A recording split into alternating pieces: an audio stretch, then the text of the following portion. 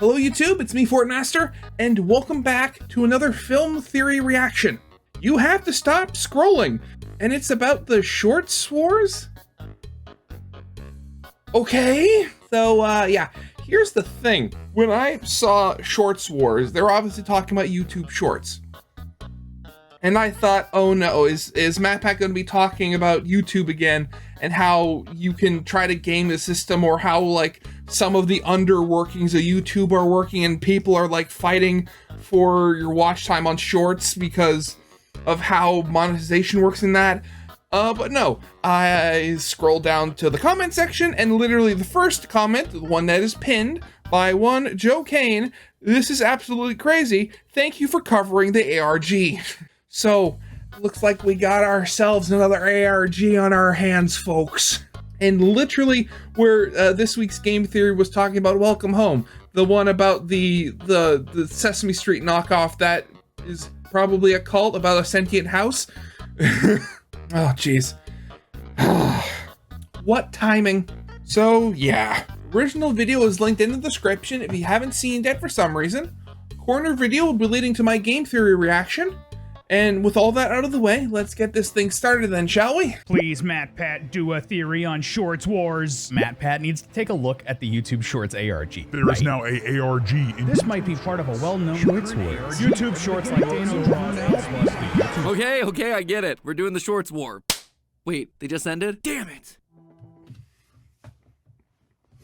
We'll talk about timing. Well, admittedly, hopefully this means that this will just be like a one-off contained sort of theory where he just talks about the overarching theory and how you discovered stuff. Because again, I had not heard of this before. It could be cool.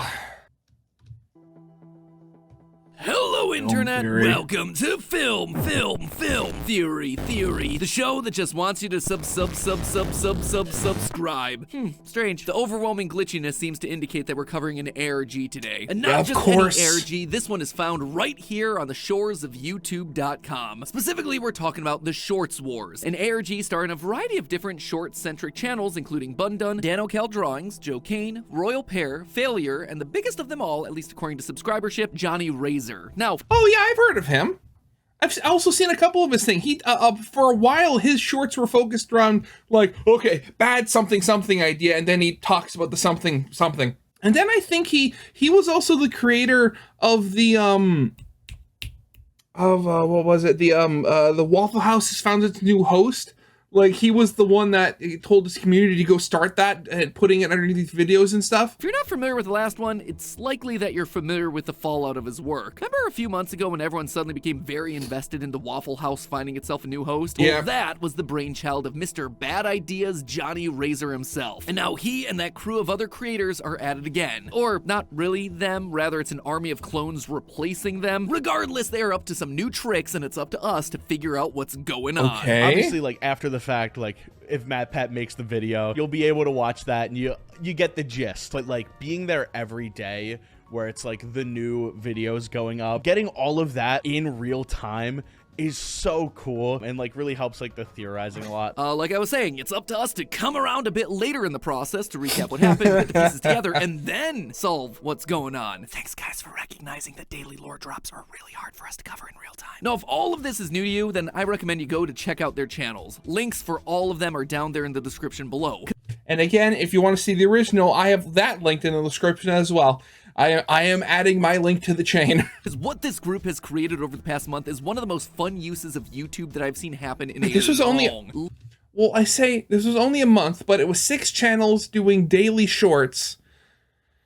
Yeah, that's a lot of shorts, even if they are at under a minute long. Long time. This thing spans over 100 shorts, live streams, multiple hidden unlisted videos. Oh, and let's not forget the website that's no longer available. So go hunt around, see what you're able to put together, and make sure you subscribe to them, since you're probably gonna want to be there when they inevitably do a season 2 of this thing. So let's do what they openly acknowledge that we do best and give you the gist of what happened, what you may have missed along the way, and then predict what season 2 has got in store. Grab your QR codes and phishing watching polls, loyal theorists, because today we're untangling the mystery of the Shorts War ARG.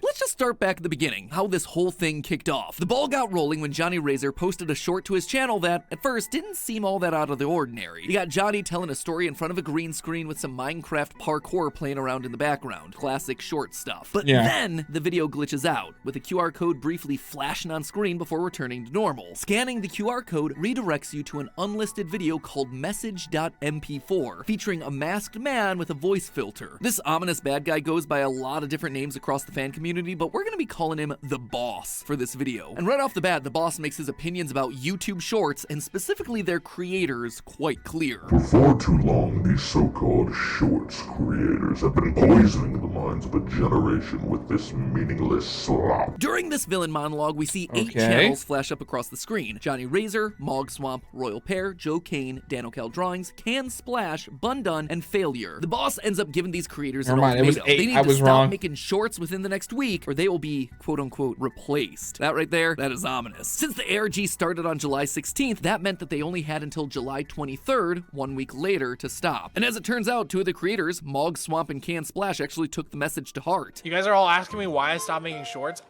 I really can't talk about it, but it has to do with basically a message I received. I don't want to say like a threat. I will. That was totally a threat. But since those 2 complied with the boss's orders, they are not part of the story from that point forward, at least for this particular season. This then leaves our main 6 creators. And let's just say by the end of that first week, they were probably wishing they'd heeded the warnings. Begun, the Shorts Wars have. Over the next week, some oddities start plaguing the remaining 6 creators as their videos roll out. What kind of oddities are we talking about? Well, you'd be watching a Failure video when all of a sudden you see Johnny Razor Gangnam styling throughout the frame. In fact, across all the channels, we start to see these sorts of crossover glitches. What's more, if you look at the actual content of these videos, a common theme starts to develop. Is cloning humans possible? I bet you can't clone me, Kobe. I bet you I can. I bet you he can't, as a cell source for cloning must be from living tissue like skin, so saliva wouldn't work. TikTok has a massive problem, and it has to do with clones. All of a sudden, these creators can't stop talking about clones, almost like they're worried about being replaced. But believe it or not, that wasn't even the strangest thing to start happening in the videos. A bunch of the shorts started hiding this random string of 11 characters in their videos, which immediately got my theorist senses a-tingling. Normally, this would be where we whip out our Caesar ciphers or decoder rings, but here, there's no need. Thanks to working on YouTube longer than most of the audience watching it's been alive, I instantly recognized this as a YouTube video ID. So I slapped it into a URL and was taken to this unlisted video called clonevpn.mp4. Clone VPN? There's that word again. Anyway, at first, this doesn't seem so different from the millions of other ads for VPNs that you see across YouTube already. We all love the internet, but with all the problems of the world today, there's no better time to invest in a VPN, so choose us.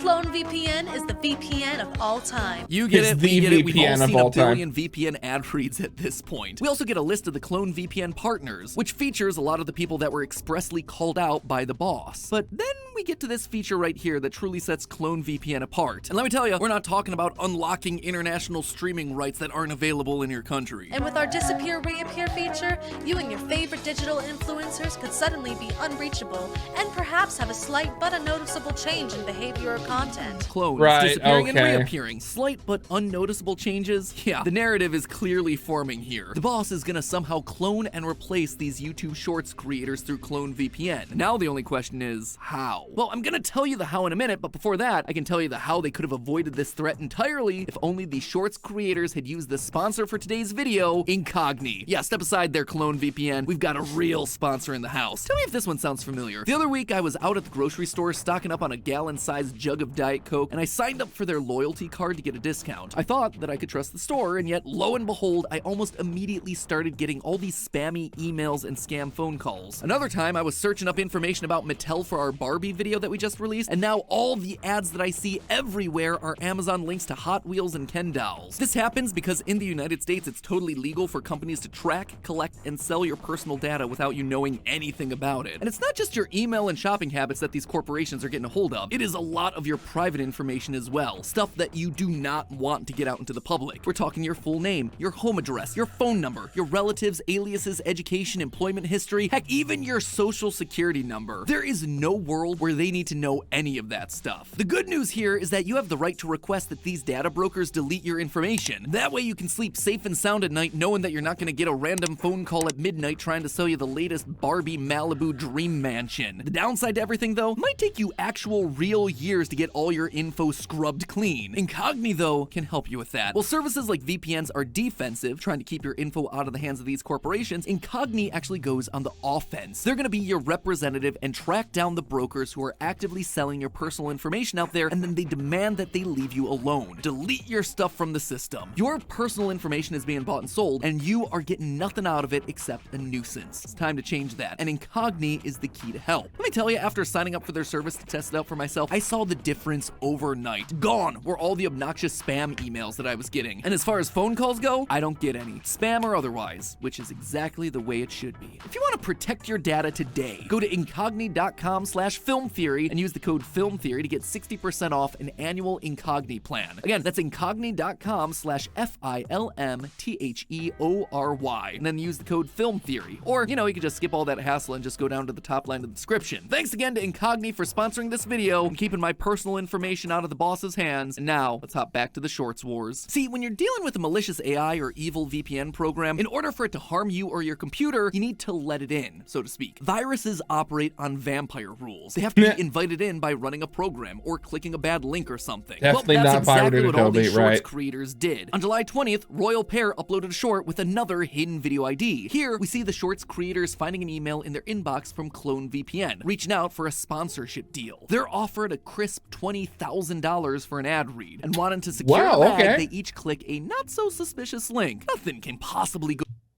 Going to steal your channel if you click this.com. Really? wrong from that, right? Somehow this allows the boss to access their computers and use their online identities as a base to clone them. How can we be sure about this? Well, everyone accepts the Clone VPN deal, except for one of them, Joe Kane. Huh? Sponsorship? Clone VPN? No, I don't think so. The only thing I'm ready to promote is Genshin.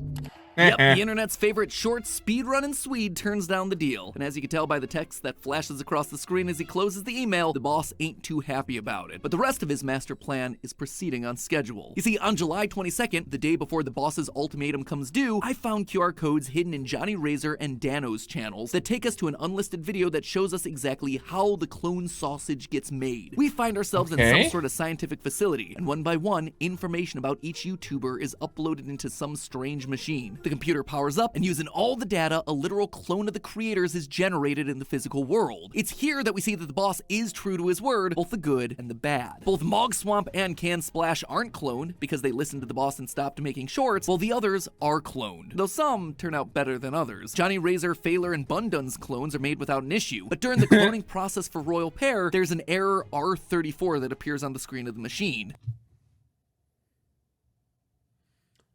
Oh no. Where is this going?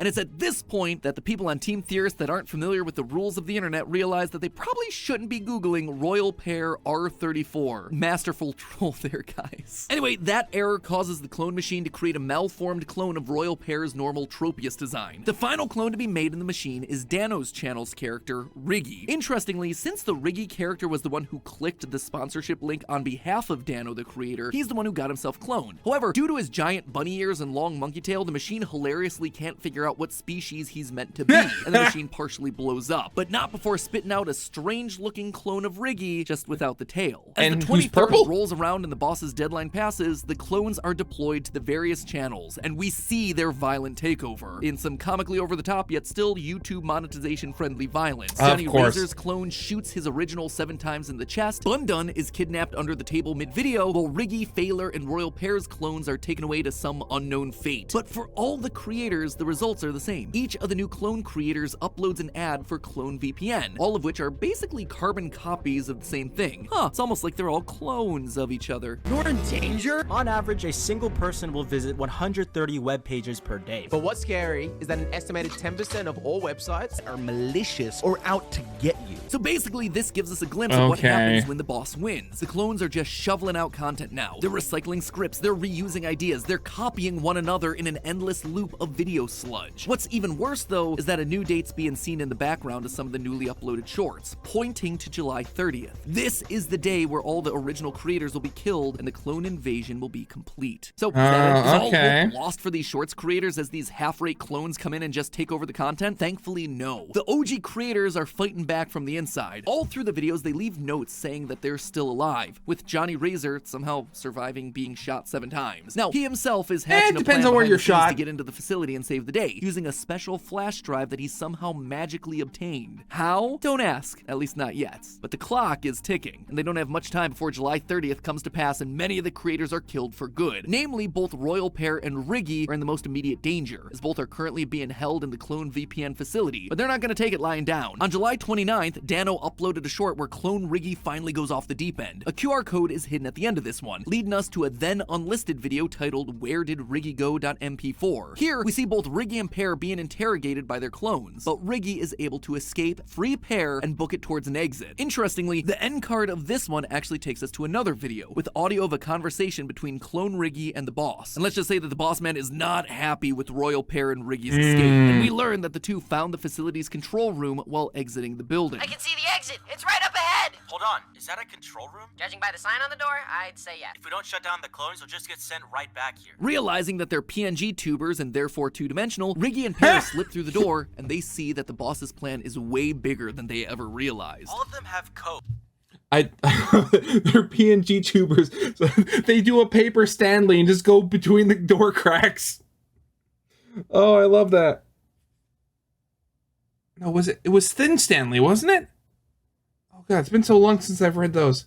Codes. It seems like whoever uses the code sends more energy to the cloning machine, and it looks like it's getting ready to clone every Shorts YouTuber. Yep, the boss's big plan is to use his VPN sponsorship to clone every Shorts tuber and replace them with just garbage content. And given how widespread VPN sponsorships are, guessing he's gonna be able to get every single YouTuber on the platform in less than a month. I mean, you say that they're gonna replace them with garbage, but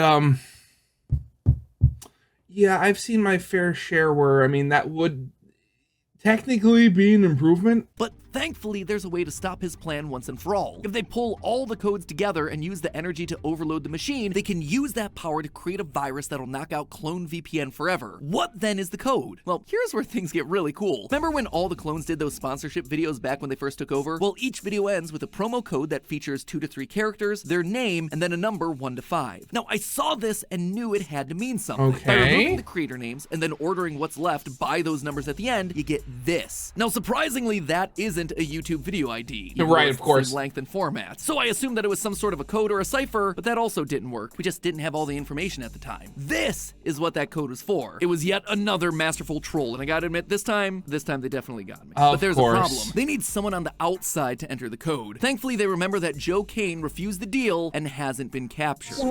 What? Joe, Riggy? speedrun the Shorts enter code website. Defeat clones. Okay, if I have to do it, we need to hide it from him. Scanning the QR code that pops up on screen sends us to another secret video where Joe puts the code into the Clone VPN website, which lets Riggy and Pair create the virus. A virus that just so happens to teleport into the possession of Johnny Razor. Yep, that's where he got the drive from. Of a fact course. that the boss realizes in real time. So they got the hard drive through the portal. Sadly, yes. And there was someone on the end to receive it. That means, The man in the flannel. of course. The man in the flannel. Why does it always come back to Razor? Though we don't actually see it happen, Razor uploads the virus, which then allows each of the creators to have a 1v1 battle against their clones to regain control and end this saga once and for all. With the creators victorious, we're treated to a post-credit scene where the boss and Clone Riggy vow to come back. And then it's here that we get our big twist ending. They've all regained control. Useless clones. What are we gonna do now? We are going to do something far greater than our original plans. Because now I'm angry. And the best part is, they still don't know who's in control. The flannel. Johnny Razor was the boss the entire time. No. Does he have a it's not split possible. personality? But no, really, that's literally not possible, right? If Johnny was the one who uploaded the virus and saved the day, that means that he played an integral part in his own plan failing? Doesn't really make a whole lot of sense. Or is he sure, already a maybe you could clone? argue that Riggy did the smart thing and went to the server room by himself, but this post-ARG Q&A stream seems to argue otherwise. Before the website went down, what was Joe Kane originally supposed to do? Originally, he was gonna send me the flash drive, but then we changed it to like take down the website and have Riggy send the flash drive instead. Even if we ignore these non-canon live streams, in the logic of the show, Johnny can't be the big boss. Remember earlier when the boss said this? Razor, why does it always come back to Razor? It doesn't make sense why he'd both pretend to hate Razor and then openly admit that he's Razor in the very next scene. So no, this man can't be the real Johnny Razor. So is it a clone then? Well, Johnny's clone is...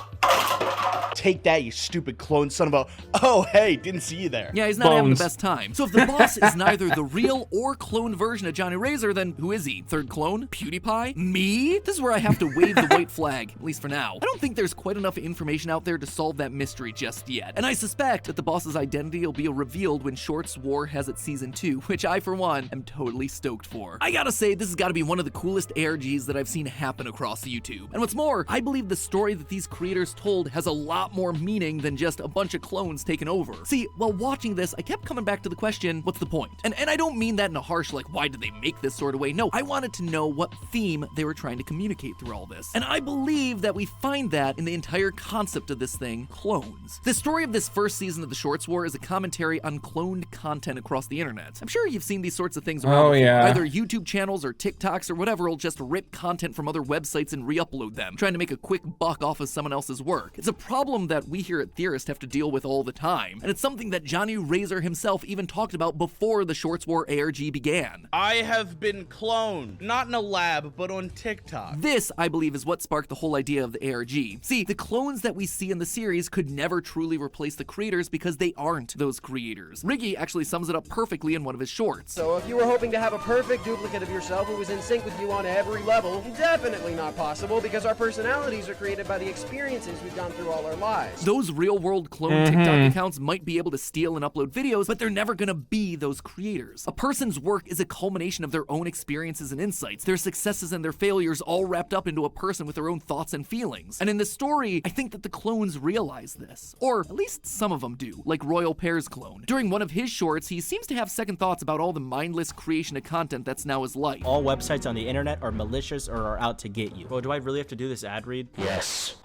I don't know about you, but I want to do something more. I get we exist for a single purpose and all, but isn't there more to existing than just making shorts? And later, as he's interrogating the real Royal Pear, the clone feels bad about it. Dude, I'm sorry I have to tie you up. My boss will kill me if I don't. He's only doing it because his boss, the algorithm that needs content, is demanding it. But here's the thing. There's another path in all of this. You can take the content of a creator that you love and do your own path. You can use it as inspiration to create your own art. Even if it's similar to the people who inspired you, it'll be uniquely yours because you're the one who made it. And here's the spoiler alert. Nothing is ever wholly original anymore. Yeah. I mean, Mozart and Da Vinci didn't create their own works in a vacuum. They were inspired by what they enjoyed looking at and listening to. Your favorite YouTubers? Exactly the same. Here's Johnny Razor's thoughts before they started the ARG. And I don't care if you re-upload my stuff as long as you're giving me credit and not trying to be me. But people in the comments seem to have lost the plot and link me to people making similar content but still their own. I'm not the first guy to talk in front of a green screen or have bad ideas. Heck, I was inspired to do the green screen by Nakey Jakey. I want to be an inspiration. Let them be inspired. Make stuff. Just do it. Couldn't have said it better myself, Johnny. Yeah. I was pretty darn inspired by all of your collective work. Onward to season 2, my friends. But hey, that's just a theory. A film. I'll give him this. At least with this, you get the. Granted, I've never really been the biggest, like, I've never really been into actually taking part in ARGs. I've never had the mind for it. I've always loved learning about this. But it always kills me when stuff like MatPat and stuff like who talk about them, they have to wait so long for the ARG to get to a point where they can make a new video. With something like this, it was literally done and dusted in an entire month. I mean, I talk about content creation. I mean, granted, I don't regularly go on shorts. It's stuff that I usually do when I'm like an hour before bed or something like that. And even then, it's like, most of the time it's like, and I'm trying really hard not to drop my phone on my face. So maybe I did watch some of the stuff and just didn't notice it. Who knows? But yeah, as always, original video is linked in the description if you haven't seen yet for some reason. Corner video will be leading to my game theory reaction, talking about the other ARG video released this week about Welcome Home. And yeah, I hope you guys liked. If you did, leave a like, subscribe if you have not, and I will see you guys next time. Goodbye.